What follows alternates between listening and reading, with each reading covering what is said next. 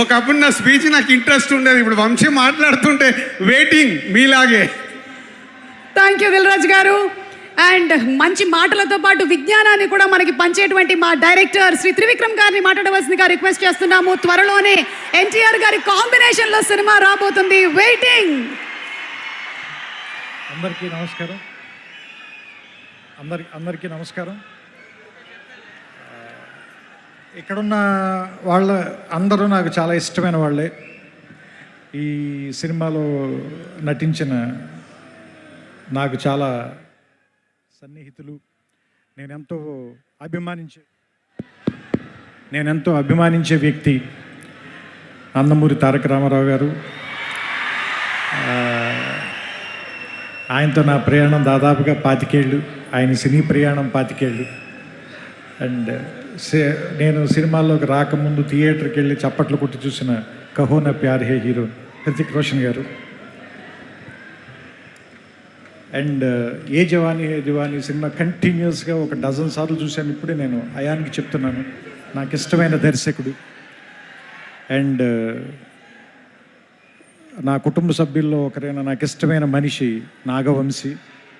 ఇలా అందరూ ఒకే చోట నీ ఫంక్షన్కి రావటం, అండ్ రామారావు గారిని ఇష్టపడే ఎంతమంది జనంతో స్ట్రైట్గా మళ్ళీ చాలా రోజుల తర్వాత మాట్లాడాల్సి రావటం. మనం ఒకసారి మ్యాడ్ ఫంక్షన్ కలిసినప్పుడు దాన్ని దేవరనామ సంవత్సరం అని చెప్పాం కదా. మరి ఈ సంవత్సరాన్ని హృతిక్ రామారావు సంవత్సరంగా ప్రకటిద్దాం మనం దీన్ని. ఎందుకంటే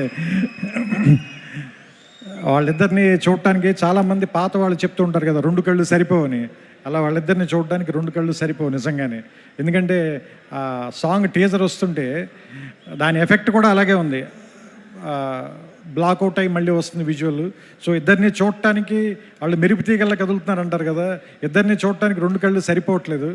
సో దిల్ రాజు గారు చెప్పినట్టు మనం 72 గంటల తర్వాత థియేటర్లో దాన్ని పూర్తిగా ఎంజాయ్ చేద్దాం.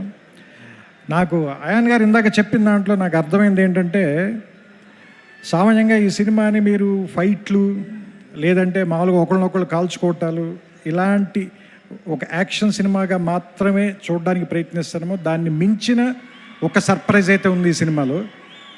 ఎందుకంటే అలాంటి సినిమాకి అయితే మనం ఎన్టీఆర్ గారి దాకా రావాలి, ఆయన కాదు కదా. ఎందుకంటే ఆయనకున్న పేరే ఎలాంటి ఎమోషన్ అయినా పలికిస్తాడు కదా. సో అలాంటి మనం బంగారం చేతిలో పెట్టుకున్న తర్వాత దాన్ని నగ చేయించుకోవాలనుకుంటాం, కానీ బీరోలు పెట్టి తాళమేం కదా. సో సో సో సిల్వర్ స్క్రీన్కి ఇవన్నీ తెచ్చేవాడు కాబట్టి అలాంటి వాడిని పెట్టుకున్నప్పుడు ఎలా వాడాలో తెలిసిన వాడే, పనివాడే, మావాడు, మా గట్టివాడే అనిపించింది నాకు. సో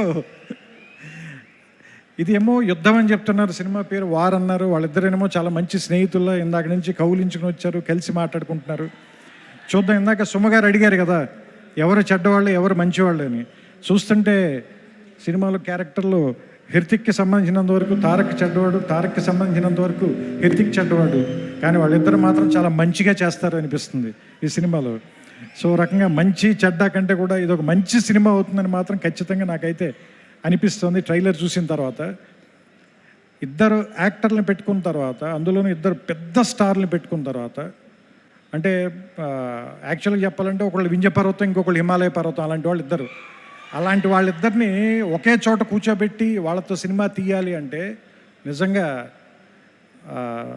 అయాన్కి హ్యాట్స్ ఆఫ్ చెప్పాలి. ఇలాంటి ఇద్దరిని బ్యాలెన్స్ చేయటం అంత ఈజీ కాదు.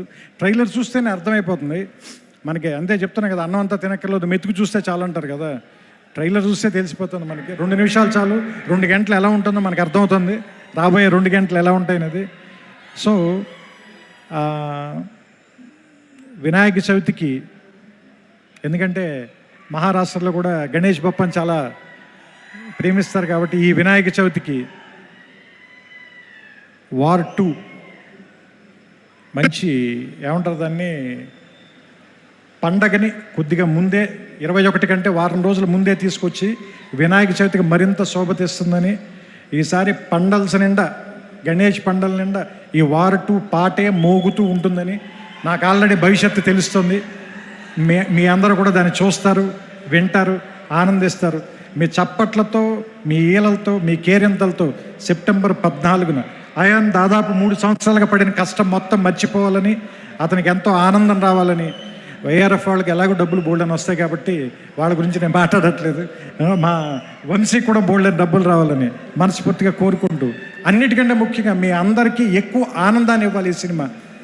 అది మీకు ఇష్టమైనటువంటి తారక్ని దాదాపు దేవర తర్వాత ఇప్పటిదాకా చూడకుండా వెయిట్ చేస్తున్నారు. So finally the waiting is over.